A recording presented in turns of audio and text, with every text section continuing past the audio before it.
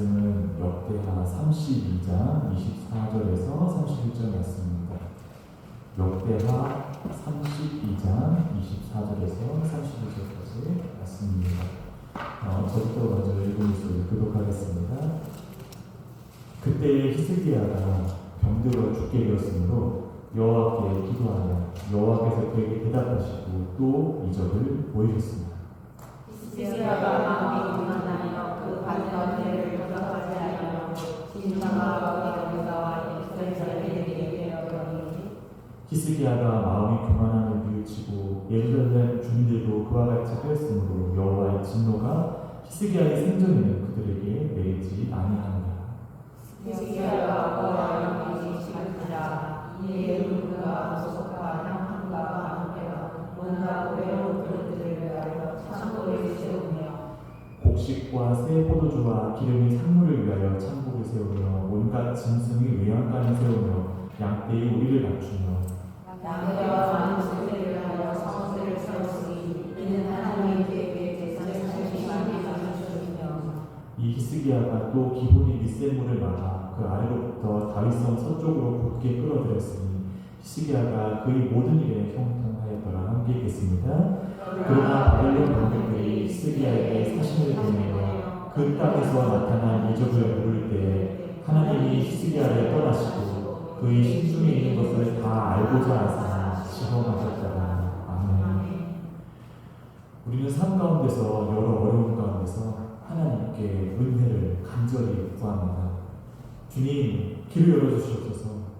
주님, 회복을 허락해 주시옵소서. 주님, 이 고통스러운 시간을 지혜롭게 지날 수 있게 해주시옵소서. 이러한 간절한 기도는 우리 삶을 위한 간구이기도 하고 때로는 우리가 사랑하는 이웃과 성도들을 위한 중보 기도이기도 합니다. 주님께서 우리에게 주시는 구원의 은혜, 이끄심의 은혜는 단지 불리한 상황이 좋아지는 것뿐만이 아닙니다. 주님께서 주시는 은혜는 우리 마음이 주님을 향한 온전한 신뢰에 굳건히 서게 되는 지점이 있습니다. 과거의 절박함이 남긴 공포와 압박감, 두려움에서 빠져나와서 이제는 주님만이 나의 안전이시다, 나의 참 피난처시다라고 고백할 수 있게 되는 것입니다. 하지만 우리는 하나님으로부터의 그 은혜를 경험하기 전에 하나님이 섭리와 은혜를 온전히 인정해드리지 못하도록 하는 우리 안의 연약함을 먼저 돌아보게 됩니다. 계속 어려운 상황에 놓여있다 보니 무엇가 막연하게 눌려있고 섭섭함이나 억울함 같은 것도 있고 상처도 있고 그래도 이만큼은 내가 나로서 반드시 지켜야 한다는 억센 마음도 남아있는 것이죠. 이런 마음은 무엇입니까? 한번 크게 무너져 본 사람에게 남아있는 자기 보호 본능입니다. 때론 그것들은 너무도 정당해 보입니다. 오히려 성실하고 책임감 있어 보이기도 하죠. 내가 할 수 있는 온 힘을 다해서 눈을 부릅뜨고 앞으로는 다시는 실패하지 않겠다는 단호한 결심일 수도 있는 것이니까요. 하지만 신앙의 여정에서 우리가 겪었던 그런 각박한 시간들, 인내와 시련의 시간들, 하나님을 신뢰하는 온전한 믿음으로 하나님을 신뢰하는 방향으로 빚어지지 않게 된다면 어느 순간부터는 이렇게 변질되고 합니다. 다시는 그런 끔찍한 일이 내 삶에서 반복되지 않도록 이제는 내 힘과 노력으로 막아내야 한다. 다시는 사람들에게 이 같은 수치와 모욕을 당하지 않도록 내가 나를 증명해야 한다. 다시는 억울하게 빼앗기지 않도록 내가 내 손으로 안전을 확보해야 하겠다. 이러한 마음은 겉으로는 지혜처럼 보이지만 깊이 내려가 보면 하나님 앞에서의 어떤 신뢰나 감사가 아니라 내 스스로를 하나님 없이 내 스스로 있는 것 마냥 삶에 경계심을 세우는 시도인 것입니다. 그리고 이러한 내면의 상처는 결국 하나님께서 주시는 호의와 영광이에요. 이 하나님께로부터 온전히 하나님께로 돌아가야 될 이 삶의 찬양이 어느 결정적 순간에 우리 개인이 신앙적 실패로 마무리되게 만드는 시작점이 되기도 하는 것이죠. 새해를 맞아서 오늘 히스기야 왕의 삶을 묵상하면서 우리가 삶을 통해 자주 만나게 되는 이 절박한 지점 앞에서의 그 회복되지 못한 마음에 대해서 조용히 회개하고 싶었습니다. 주님이 주시려면 그러니까 하나님께서 그 영광을 우리 삶 가운데 드러내시기 위해 열어주시는 그 은혜를 온전히 누리기 전에 우리 마음속에서 먼저 내려놓아야 할 것이 있음을 보게 되는 것이죠. 나를 나로서 주장하고자 하는 마음. 때로는 억울함과 섭섭함을 붙들고 어떻게 이루실 수 있냐고 하나님께 따지려는 마음. 상처가 만든 습관대로 하나님이 인도하심보다는 내 희망이나 대책을 더 신뢰하는 마음, 이것이 회개를 통해서 주님 앞에 무너져요. 주님이 은혜로 주어지기를 바라보게 됩니다. 복이 복으로 남게 됩니다. 하나님이 하나님으로 고백되게 되는 것이죠. 성경은 늘 우리의 심령을 새롭게 일깨웁니다. 설교를 준비하면서 저는 그동안 너무나 당연하게 읽고 지나쳤던 그런 성경 속 구절들을 다시금 깊이 들여다보는 은혜를 누려왔습니다. 예컨대 요셉이 감옥 생활을 다시 묵상할 때가 그렇습니다. 우리는 보통 요셉이 억울한 누명을 쓰고 감옥에 갇혔다가 술 맡은 관원장이 기억을 해주어서 풀려나서 바로왕 앞에 서는 그림을 쭉 떠올려오게 됩니다. 하지만 성경은 말합니다. 술 맡은 관원장의 꿈해몽 기억은 하나님의 섭리 가운데 지체된 것이고 요셉은 2년 동안이나 더 기다려야 했다는 사실입니다. 요셉은 과연 그 2년 동안 무엇을 배웠을까요? 저는 그 시간이 왕 앞에서도 제국의 제왕 앞에서도 침착하고 담대하게 말할 수 있는 지혜와 마음을 온전히 준비시켜준 하나님의 사랑의 손길이라고 했습니다. 종살이, 옥살이를 통해 생겨진 불종과 상처의 흔적들을 온전히 털어내고 왕 앞에 하나님의 부르심을 받아 서는 그 마음가짐은 하나님과의 관계 가운데 차분히 준비되는 시간이었다고 했습니다. 결국 바로 앞의 순간은 요셉에게 있어서는 복이 온전히 주어지는 순간이었고 동시에 하나님이 하나님 되심이 온전히 드러나는 계기가 되었던 것이죠. 근데 오늘 히스기야의 왕의 삶을 말하는 오늘 본문은 조금은 다른 결의 이야기를 우리에게 들려주고 있습니다. 한 사람에게 주어주신 크신 은혜가 어째서 결정적 순간에 도리어 넘어짐의 소재가 될 수 있는가를 깨우쳐주는 이야기인 것이죠. 히스기야 왕 시절 예루살렘 성벽 아래 예루살렘을 완전히 포위한 아수르 제국의 군대 그리고 아수르 제국의 사신 랍사게라는 사람의 목소리가 칼처럼 울려 퍼지는 위기의 때가 있었습니다. 너희가 믿는다는 그 하나님이 과연 너희를 건져주겠느냐. 군사적 압박 가운데 당장이라도 성벽을 부수고 쳐들어와서 모두를 죽일 것 같은 그 위태로운 상황에서 랍사게의 조롱이 드는 두려움은 참으로 컸던 것 같습니다. 역대하 32장과 열왕기하 18장에 이 예루살렘이 완전히 포위당하고 히스기야와 유다 백성들이 협박받는 메시지들이 상세하게 소개되어 있음을 볼 수 있습니다. 열왕기하 18장 26절에 보면 이 히스기야의 신하들이 랍사게에게 간청하기를 제발 백성들이 알아듣지 못하도록 유다 말로만큼은 말하지를 말아달라고 부탁할 정도였죠. 절박한 위기는 가슴에 상처로 남습니다. 나라가 무너질 뻔했고 은근을 바쳐도 모욕을 당했고 살아남았는데도 마음 여전히 전쟁터의 그 공포 가운데 남아있는 것 같은 그 고통스러운 삶의 자리에서 하나님께서는 히스기야에게 구원을 주셨고 생명까지도 연장해 주신 것이죠. 하지만 그 기다림의 은혜가 막 도착했다고 해서 그 생생한 아픔을 경험했던 우리의 상처와 습관들이 자동으로 사라지는 것은 아닙니다. 분명 나의 공로가 아닌 하나님께서 전적으로 베풀어 주시고 인도해 주셨음에도 불구하고 우리는 여전히 그 고통스러운 기억에 근거해서 다시는 그 괴로움을 당하지 않겠다는 방식으로 삶을 설계할 때가 있는 것입니다. 오늘 말씀을 통해서 주님께서 우리에게 주시는 복과 은혜의 인도함을 내가 나를 지키고자 하는 그런 방패로 만들지 않고 하나님이 하나님 되심을 고백하는 삶의 고백으로 돌려드리는 은혜의 길을 바라볼 수 있게 되기를 소망할 겁니다. 그리고 은혜 이전에 먼저 회개해야 할 마음의 습관들을 내려놓고 주님께서 주시는 은혜를 은혜답게 누리는 우리가 되기를 기도합니다. 히스기야 왕은 성경이 선한 왕이라고 거듭 증언하는 믿음의 사람입니다. 열왕기하 18장 5절을 말씀합니다. 히스기야가 이스라엘 하나님 여호와를 의지하였는데 그의 전후 유다 여러 왕 중에 그러한 자가 없었으니 히스기야는 단지 개인적으로 경건을 지켰던 그런 사람이 아니라 하나님을 떠나서 제 소견에 옳은 대로 살았던 유다와 이스라엘 온 백성의 마음을 다시 하나님께 돌려세우고자 했던 행동했던 왕이었습니다. 그는 당시 문화 가운데 참으로 만연했던 우상숭배의 구조들을 보전했고 흔들었습니다. 산당을 제거하고 주상을 깨뜨리고 아사나를 찍어서 버려내버립니다. 심지어 모세 시대의 노뱀까지도 원래는 하나님께서 모세에게 허락하신 치유의 도구였지만 어느새 우상숭배에 길들여진 이스라엘 백성들에게는 그 노뱀의 형상마저도 무속적 숭배의 대상이 되어버렸던 것입니다. 그것마저도 히스기야 왕은 영적 분별을 통해 부숴내버립니다. 그는 분명한 분별력을 지닌 왕이었습니다. 이 역대하를 보면 히스기야의 삭단 업적은 더욱더 풍성하고 자세히 묘사되고 있습니다. 그는 성전을 정결하게 했습니다. 제사장과 레위를 세워서 예배의 질서를 회복시켰습니다. 이스라엘 가운데 무너졌던 찬양을 다시 일으킵니다. 그리고 우리가 자주 가볍게 읽고 그냥 지나가 쑥 넘어가고 지나간 장면인데 그것은 바로 히스기야가 자신이 다스리던 그 유다 사람들만이 아니라 북쪽에 이제 이미 멸망해서 만국민으로 남아있던 이스라엘 지파들 때까지 사자를 보내서 하나님께서 출애굽이라는 의미를 허락하신 우리 민족의 유월절, 하나님을 경배하는 그 절기를 지키자고 권면하는 역대하 30장의 장면인 것입니다.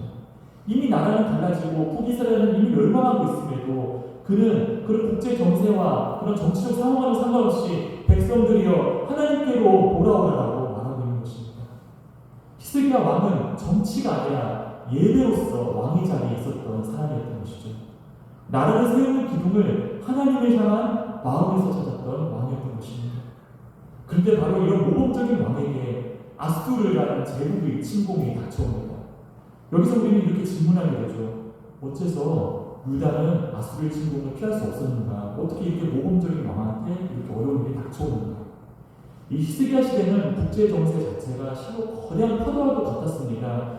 북이스라엘은 이미 10수년 전에 아수르에 인해서 완전히 무너졌고 함락되고 멸망당합니다.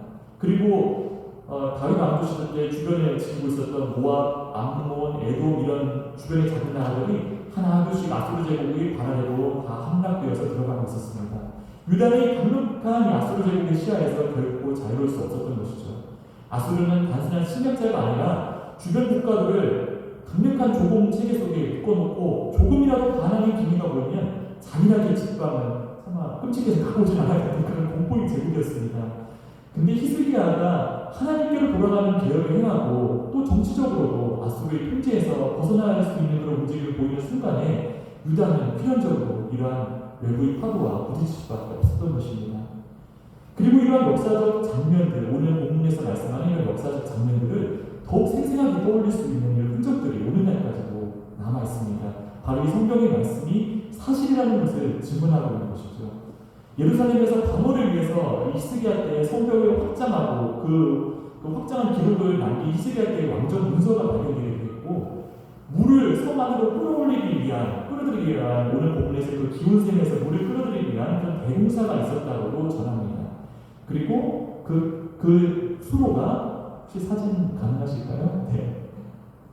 이렇게 거의 한 580도라고 합니다. 기온샘에서 실로암 못까지 이르는 이 샘이 원래는 이 예루살렘 도성 바깥에서 이렇게 안으로 들어오는 샘이었는데 만약에 도성이 꼬이될 경우에 적에게 물길이 그놈을 알려줄 수 없다고 해서 완전히 히스기야 왕때 새로 파는 것이 바로 이 기온샘이 수로인 것이죠.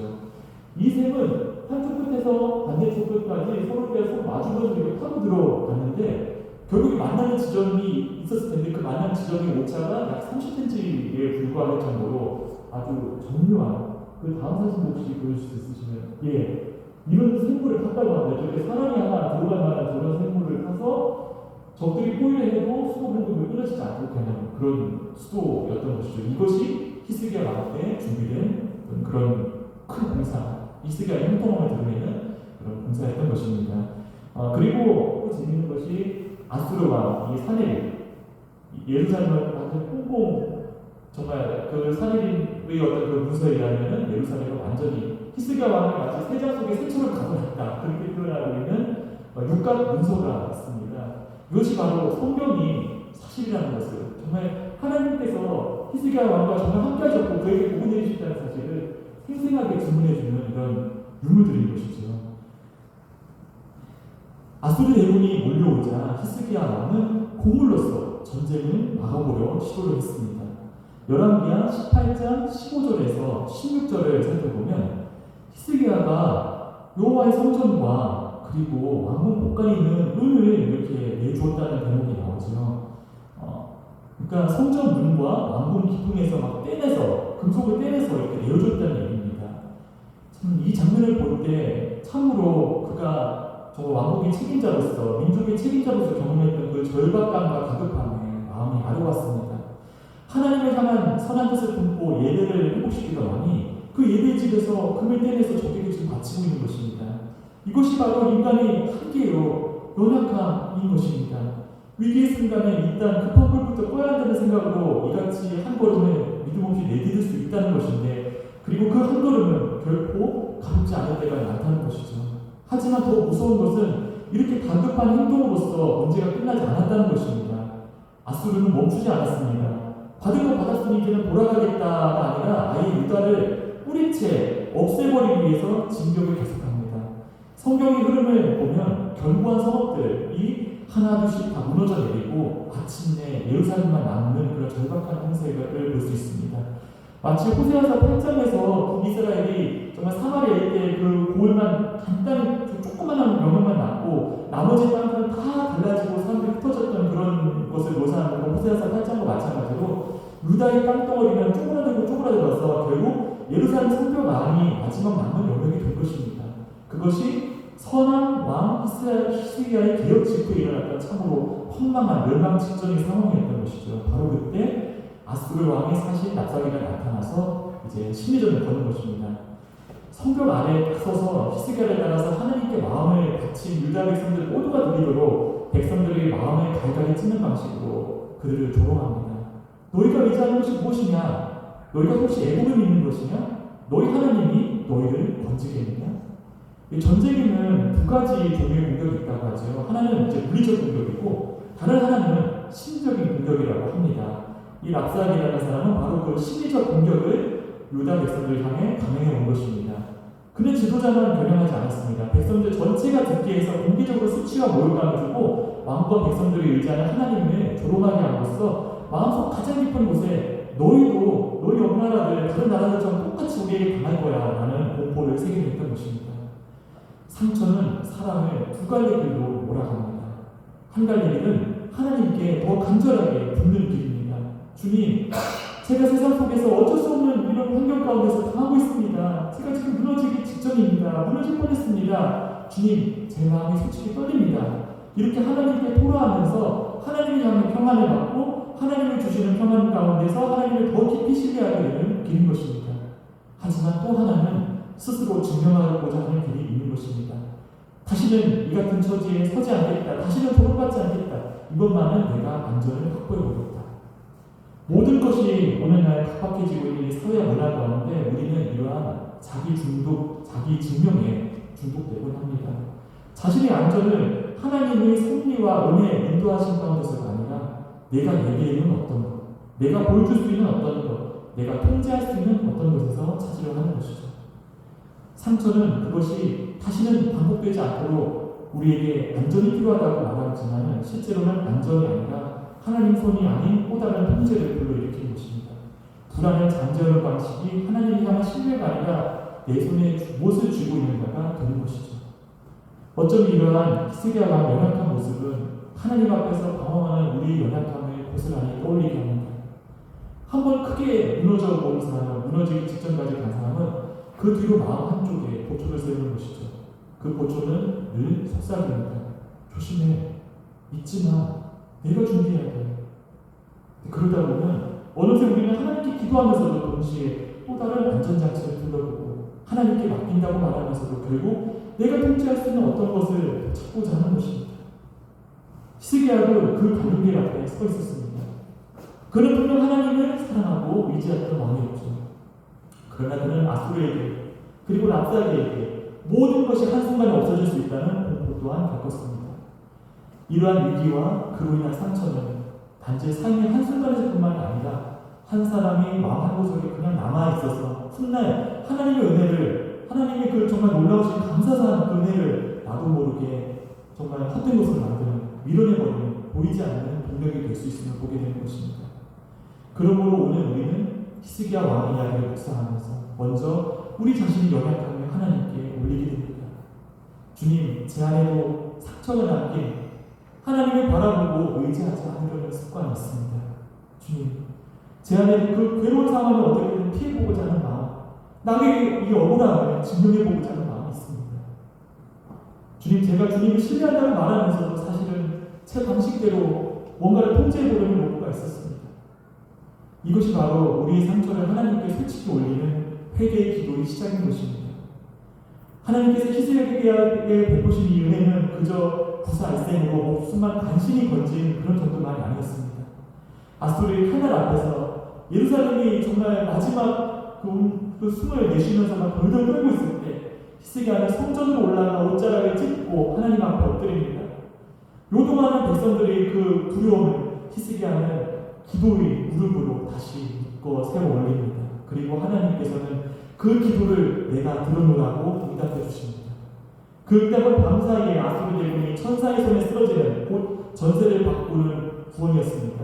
아까 전에 얼핏 말씀드렸던 이 사내립 왕의 기분에 정말 놀라운 게 유다의 요새, 라기스란 요새를 정복한 그림이 나오는데 예루살렘을 정복했다는 그림은 안 나와 있습니다. 그러니까 정말 성경의 지문이 맞다는 것입니다. 이 제국이 결국은 예루살렘을 함락시키지 못했고 또 아까 전에 성경 본문에서 예루살렘 쳐들어오기 전에 뭐 금강에 떼서 이렇게 갇혔다는 얘기를 갖다가 막 뻥튀기를 해서 부풀려가지고 마치 춘추필법처럼 막 부풀려가지고 나는 탑을 했고 유다 왕이 나한테 공물을 바쳤고 유다 왕은 새처럼 갇혀 있었는데 결국은 예루살렘을 함락했다는 이야기가 안 나옵니다. 그리고 사내립은 성경에 기록된 기록대로 그의 혈육의 손에 죽음을 맞이하는 거죠.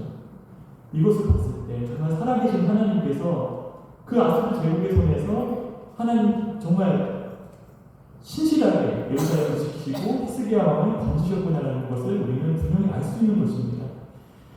근데 그 은혜는 그 구원의 은혜, 아수르의 그 제국의 구원의 은혜만에서 그치지 않습니다. 얼마 지나지 않은 히스기야 왕은 병들어 죽게 된다는 선고를 듣고 다시 그 벽을 향해 얼굴을 눌러 울면서 하나님께 기도를 하게 됩니다. 하나님께서는 그 눈물을 외면하지 않으시고 그의 생명을 15배를 더해주셨습니다. 열왕기하 18장 2절에 보면은 히스기야의 통치 기한이 나오는데 그 통치 기한이 29년이었다고 합니다. 15년 동안 생명이 연장이 됐다는 얘기는 통치 기한이 2배로 늘어났다는 얘기하고 같은 것입니다. 수명만이 늘어나는 게 아니라 하나님께서 한 사람 인생을 붙들어서 다시 쓰신 은혜를 베풀어 주신 것인 것이죠.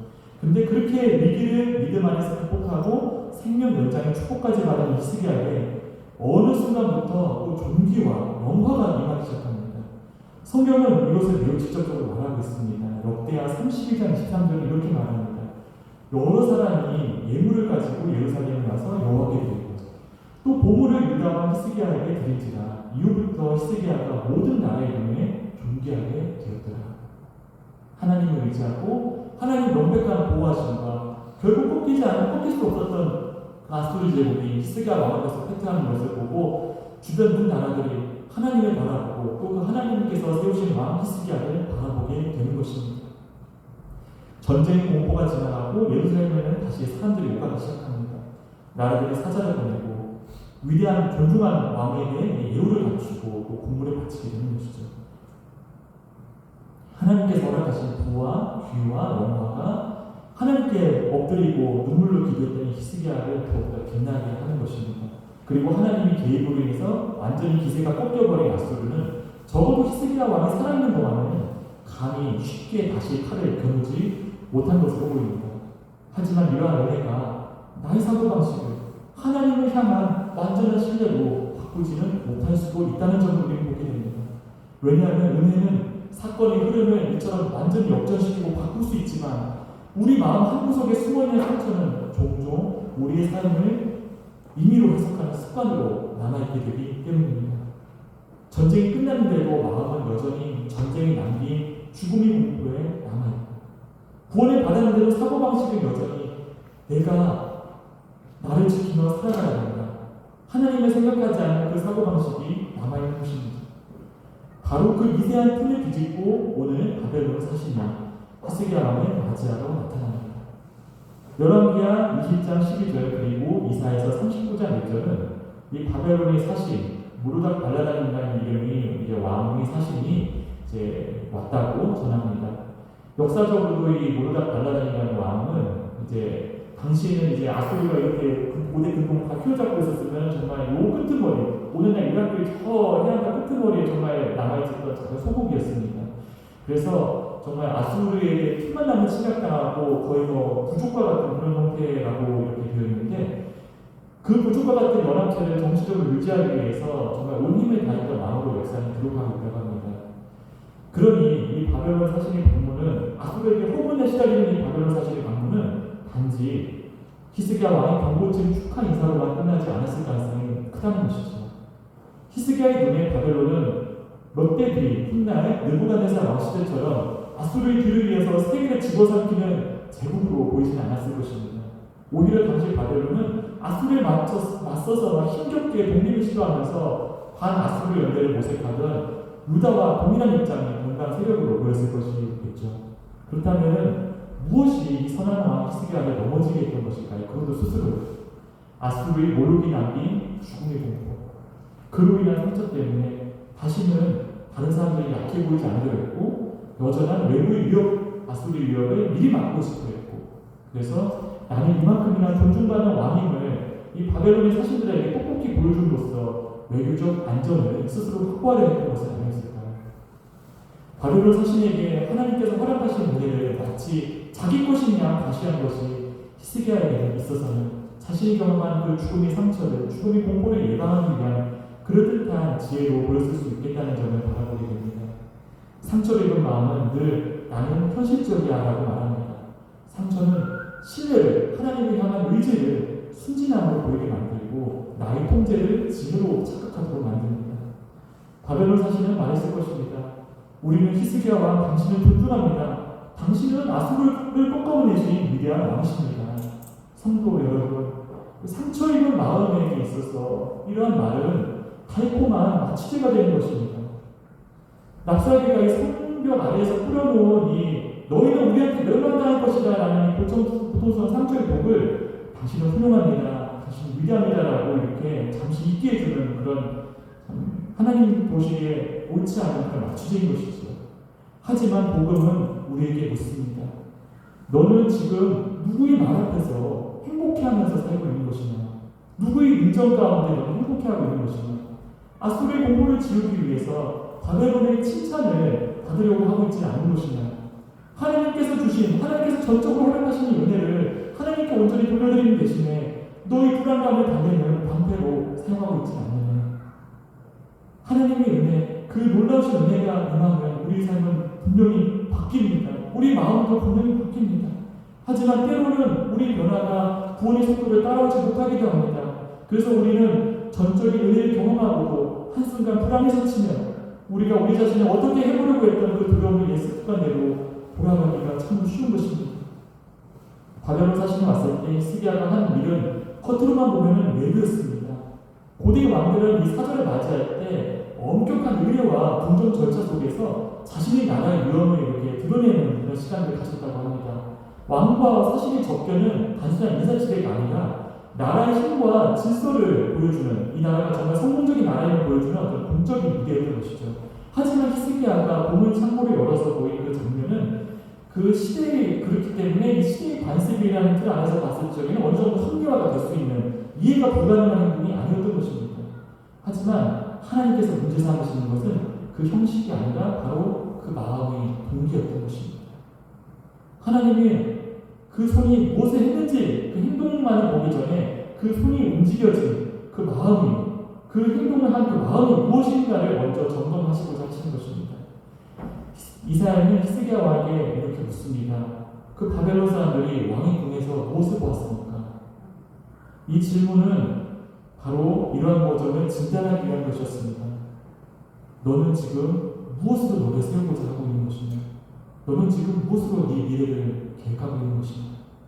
너는 지금 무엇으로 너의 상처를 덮고 있느냐? 히스기야는 대답합니다. 내가 가진 것을 다 보여주었습니다. 그리고 이사야는 선언합니다. 내 집이 모든 것이 바벨론으로 옮겨진 날이 올 것이다. 히스기야가 미래를 지키기 위해 열어서 보였던 것이 역설적으로 미래의 상실을 부르는 지름길이었던 것입니다. 그가 안전을 확보하려고 꺼내든 카드가 도리어 안전을 무너뜨리는 통로가 됐던 것이죠. 어째서 그렇습니까? 상처가 나의 동기와 판단의 근거가 되는 하나님의 은혜는 우리 가운데 온전히 선물로 남지 못하게 되기 때문입니다. 우리가 정말로 조심해야 될 지점이 바로 이것인 것입니다. 나의 상처, 나의 결핍, 나의 억울함을 삶과 판단의 근거로 삼는 순간에 하나님께서 우리에게 주신 그리고 앞으로 부어주실 은혜, 그 놀라운 은혜가 나를 하나님의 섭리 가운데 지속적으로 앞을 향해 미래를 향해 이끌어주시는 그 놀라운 은혜가 어느새 하나님이 주신 선물이 아니라 내가 확보하고 증명하고 내세워야 하는 어떤 것처럼 바뀌어버리기 때문이죠. 나는 예전에 그렇게 몰입당했기 때문에 이제는 인정받아야겠어. 나는 예전에 그렇게 당했으니 이제는 확보해야겠어. 나는 그렇게 억울했으니까 이제는 증명해야겠어. 참 스스로에게 있어서 참 달콤하게 들리는 논리가 우리 마음의 중심에 자리하게 된다면 하나님으로부터 오는 은혜는 우리에게 은혜로 남지 못한다는 사실을 오늘 본문은 보여주고 있는 것입니다. 감사는 이러한 마음 가운데 계산으로 변합니다. 신뢰는 경계심으로 변합니다. 기도는 고백이 아니라 하나님과의 협상이 되어버리고 마는 것입니다. 그리고 그때부터 우리는 하나님께서 주신 것을 하나님께로 돌려드리는 것을 기뻐하는 사람이 아니라 하나님께서 주신 것을 내 상처를 방어하는 방패로 쓰는 사람이 되기 쉬운 것이죠. 히스기야가 가진 이 존귀와 보물들은 원래 하나님이 전적인 은혜, 하나님 놀라운 구원의 은혜를 알리는 증거여야 했습니다. 하지만 그의 숨겨진 상처가 동력이 되는 순간에 이 보물들은 나는 이만큼이나 존중받을 자격이 있다는 증명으로 바뀌어버리고 만 것입니다. 하나님께서 히스기야를 책망하신 이유는 그 이러한 견지를 망신주기 위함이 아닌 것을 보게 됩니다. 그가 하나님의 은혜 안에서 살 수 있도록 회개를 함으로써 살아남을 수 있도록 은혜를 다시 베푸시기 위한 것이기 때문입니다. 하나님께서 우리에게 회개를 원하시는 이유는 우리가 무너진 모습을 이렇게 확인하고 싶어서가 아닙니다. 하나님께서 회개를 원하시는 것은 주님께서 주시는 은혜가 우리 가운데 기쁨과 감사로 온전히 머물도록 하기 위함을 보게 되는 것입니다. 그리고 그 은혜가 원래 우리에게 주어졌던 그 은혜의 목적대로 하나님께 영광 돌리는 자리로 서 있을 수 있도록 하기 위함인 것입니다. 회개는 은혜를 취소하는 행동이 아닙니다. 오히려 회개는 은혜를 은혜답게 지키는 하나님께서 주시는 지혜인 것입니다. 올 한 해 주님께서 주시는 전적인 은혜, 놀라운 인도하신 은혜는 내가 살아남았다, 내가 구원받았다로 끝나지 않고 주님께서 살리셨다는 고백으로 남게 될 것입니다. 주님의 축복이 내가 마침내 믿음 안에서 승리했다가 아니라 하나님께서 이 죄 많은 자에게 온전하게 놀랍도록 잘해주셨다라고 하나님을 높이는 고백이 되도록 이끌어줄 것입니다. 주님이 주시는 존귀가 나의 체면이나 미신이 아니라 하나님의 이름만을 높이고 드러낼 수 있도록 하는 것, 그것이 바로 하나님께서 여시는 이 회개의 목적인 것입니다. 오늘 저에게 그리고 우리에게 있어서 바벨론 그리고 바벨론 사신들은 과연 무엇일까요? 바벨론은 종종 우리 마음에서 우리는 너를 존중한다는 말을 속삭이는 어떤 대상이라고 할 수 있을 것입니다. 내가 불안할 때 나를 안정시켜 줄 것처럼 보일 수 있는 어떤 유력하거나 어떤 여러 사람들의 인정들, 내가 흔들릴 때 나를 지켜줄 것처럼 보이는 어떤 숫자들 혹은 자산들도 있을 수 있겠죠. 내가 억울할 때 나를 세워줄 것처럼 보이는 어떤 성과물들, 어떤 제목들도 될 수 있을 것입니다.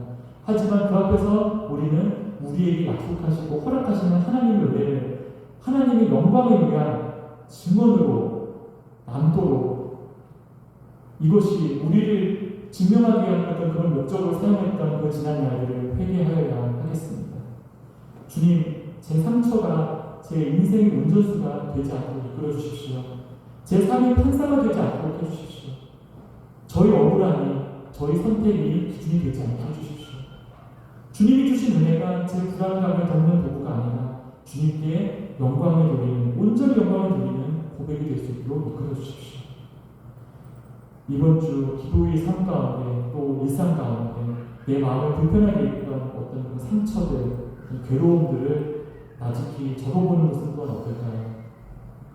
그 적는 와중에 이런 지적에서 나는 다시는 당하지 않겠다, 반드시 인정받아야겠다, 반드시 확보되어야겠다고 기록되는 지적이 있을 것입니다. 그리고 그 위에 우리는 믿음으로 복음의 문장, 말씀을 묵상하면서 우리가 발견하는 복음의 문장을 적어보았으면 좋겠습니다. 주님만이 나의 방패이시다. 주님이 나를 지켜주신다. 주님이 나의 미래를 붙들어 주신다. 올 한 해 하나님께서 주시는 은혜, 인도하심, 지켜주심, 이끄심은 반드시 저와 우리를 살리실 것입니다. 회복시키실 것입니다. 하지만 하나님을 간절하게 의지하게 했던 그 그 마음속 그 상처를 마치 우리 마음속 소중한 판결문처럼 붙들고 있게 된다면 하나님의 은혜의 가치는 어느 한순간에 이어서 흐려질 수 있음을 경계해야 할 것입니다. 그래서 하나님께서는 우리를 책망하시는 것이 아니라 우리에게 주실 그 은혜를 온전히 지킬 수 있도록 회개의 자리로 우리를 지속적으로 부르시는 것입니다. 기도와 찬양과 예배를 통해 이루어지는 회개의 자리인 것이죠. 주님의 은혜가 우리 삶 가운데, 우리 신령 가운데 기쁨으로 남게 하시고, 주님의 은혜가 우리 신령 가운데 감사로 머물도록 하시고, 주님의 은혜가 하나님께 온전히 영광으로 돌아갈 수 있도록 하시고, 오늘 주님께서는 우리에게 회개의 자리로 초청하고 계시는 것입니다. 오늘 성경을 통해 바라보는 히스기야의 삶은 주님의 은혜 가운데 우리의 마음을 온전히 하기 위한 것입니다. 은혜를 받은 뒤에도 주님이 인도하심과 구원에도 우리 속에 남아있는 상처들은 우리를 다시 인간적인 시선으로 얼마든지 살아가게끔 할 수 있습니다. 하지만 하나님께서는 그 상처가 우리 마음의 왕좌에 앉지 못하게 하시려고 말씀의 조명으로 하나님께서 모든 은혜의 주관자의 인도자 되심을 고백하는 회개의 기도서 우리를 불러주십니다. 그러므로 오늘 우리는 이렇게 결단하기를 원합니다. 이번 주에 제가 발견하고자 하는, 가장 나타내고자 하는, 혹은 도달하고자 하는 기도 제목 하나를 붙들고 하나님 앞에 이와 같이 고백해보는 것입니다. 주님, 이러한 저희 간절한 불안을 피하고자 하는 것에서 나오는 것이라면 제 마음을 다스려 주시옵소서. 온전히 주님의 은혜만 감사로서 고백하는 삶이 될 수 있도록 주님 뜻대로 저희 삶을 이끌어 주십시오.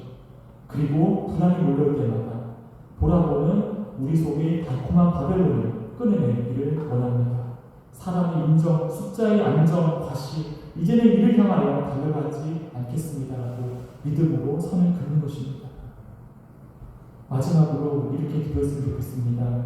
주님, 앞으로 우리에게 허락하실 은혜, 제가 받을 그 은혜를, 주님이 인도하신 가운데 받게 된 그 은혜를 저를 위한 방패로 쓰지 않게 하소서. 그 은혜를 나의 어떠함을 위한 것으로 증명하려 하는 것이 아니라 하나님께 온전히 영광 돌리는 삶이 됨으로써 주님의 은혜를 널리 증언할 수 있도록 하소서. 삶의 상처가 제 마음의 왕좌에 앉지 못하게 하시고 주님께서 제 마음이 왕이 되어 주십시오. 주님이 주신 은혜가 제 심령 안에 기쁨과 감사로 머물게 하시고 마침내 주님께 온전한 영광으로 돌아가게 하소서. 끝으로 나눈 찬양은 지금까지 지내온 것이라는 찬송가 301장입니다. 새해를 맞이하면서 우리 가운데 여러 기도 제목들이 있습니다. 그리고 저희 삶 또한 그렇습니다. 하지만 지금까지 붙잡아 주시고 이끌어 주신 주님의 은혜는 우리의 어떤 연약함보다 흔들림보다도 훨씬 크고 신실하심을 바라보지 않을 수 없습니다. 주님의 은혜가 온전히 하나님께 영광 돌리는 선물로서 주어지는 2026년 한 해를 바라보면서 이 찬양을 돌리고